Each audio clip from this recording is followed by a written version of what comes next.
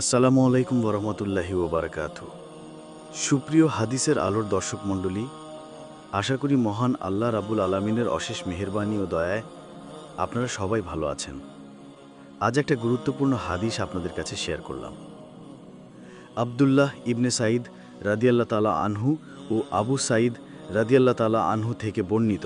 তিনি বলেন, একদা রাসূলুল্লাহ সাল্লাল্লাহু আলাইহি ওয়াসাল্লাম আমাদের মাঝে আসলেন। আমরা তখন মাসিহি দাজ্জালের কথা আলোচনা করছিলাম। তখন তিনি বললেন, আমি কি তোমাদের সে বিষয়ে অবহিত করব না, যা আমার নিকট তোমাদের জন্যে মাসিহি দাজ্জালের ফিতনা থেকেও অধিক ভয়াবহ? আমরা বললাম, অবশ্যই বলুন। অতঃপর তিনি বললেন, তা হচ্ছে শিরকে খাফি বা গোপনী শিরিক। এর ধরন হচ্ছে যে মানুষ সালাত আদায়ের জন্য দাঁড়ায় আর সে লোক দেখানোর জন্য নিজের সালাত সুন্দর করে আদায় করে। ইবনু মাজা, হাদিস নম্বর 4204। শায়েখ আলবানী হাদিসটিকে হাসান বলেছেন।